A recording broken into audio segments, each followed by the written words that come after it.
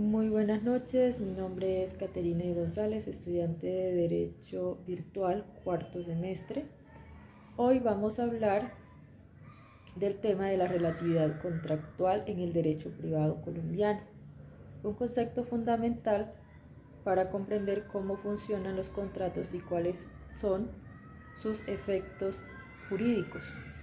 Este principio regula quienes quedan obligados por un contrato, quienes pueden exigir su cumplimiento y qué pasa con los terceros que no participan en su celebración.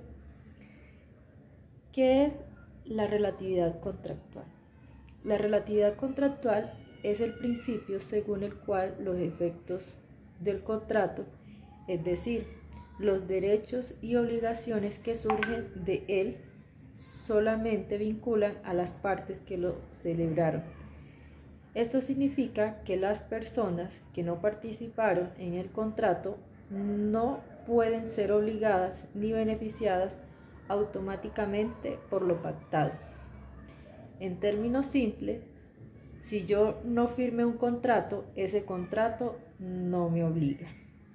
Este principio preserva la autonomía de la voluntad, pues nadie puede ser obligado por un acuerdo sin haber expresado su consentimiento. Fundamento legal.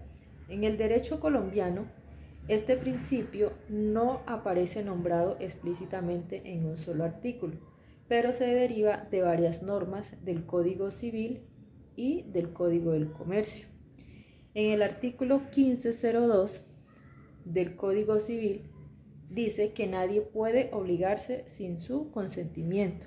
También en el artículo 1602 dice que todo contrato legalmente celebrado es ley para las partes.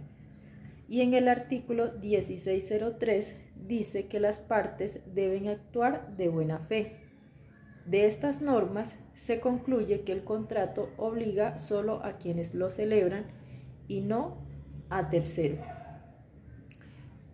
¿Cuáles son las funciones de la relatividad contractual? Este principio cumple varias funciones esenciales dentro del derecho privado. Entre ellas está la función de protección de terceros. Garantiza que ninguna persona sea obligada por un contrato en el cual no intervino. También está la función de seguridad jurídica. Permite identificar con exactitud quién tiene derecho y quién debe cumplir obligaciones. También tenemos una función de limitar los efectos del contrato. Evita que los contratos se extiendan más allá de la voluntad de quienes lo firmaron. Tengo unos ejemplos.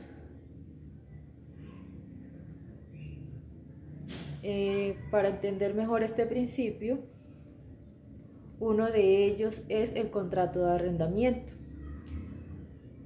Ana arrienda un apartamento a Carlos. Ellos son los únicos obligados. Ana debe entregar el apartamento, Carlos debe pagar el canon. Pedro, el vecino, no tiene nada que ver con ese contrato, no puede exigirlo ni ser obligado por él. También tenemos otro ejemplo de compraventa. Si Juan vende una moto a María, ese contrato no obliga al hermano de Juan ni a un amigo de María, solo las partes quedan vinculadas.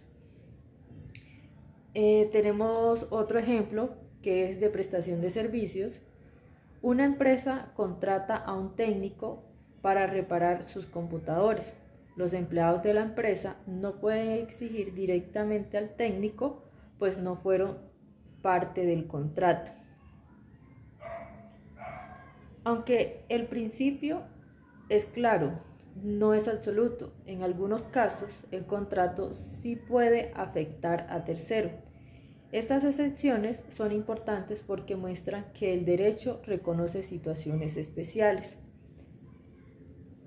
Dice que la estipulación a favor de terceros es cuando en un contrato se pacta un beneficio para una persona que no participó en él. Ejemplo, un seguro de vida contratado por una persona a favor de su hijo. También tenemos la cesión de derechos, cuando una persona transfiere a un tercero los derechos que tiene en un contrato. El tercero pasa a ocupar la posición de acreedor. También tenemos la subrogación. Ocurre cuando un tercero paga una deuda y adquiere los derechos del acreedor original. Por ejemplo, un banco paga una deuda y se convierte en acreedor. Los contratos con efectos reales son contratos que afectan no solo a las partes, sino también a quienes tengan relación con un buen bien. Ejemplo, las hipotecas, los usufructos, las servidumbres, la compra de inmuebles inscrita en registro. También tenemos la obligación propter rem. Son obligaciones que siguen a la cosa, no a la persona. Ejemplo, las cuotas de administración de una propiedad horizontal. Tenemos una importancia del principio en el derecho colombiano. La relatividad contractual es esencial porque evita abuso contra personas que no participaron en el contrato. Da claridad sobre quiénes pueden exigir derechos. También fortalece la seguridad jurídica en las relaciones privadas. Permite también que los contratos sean estables y respeten la voluntad de las personas.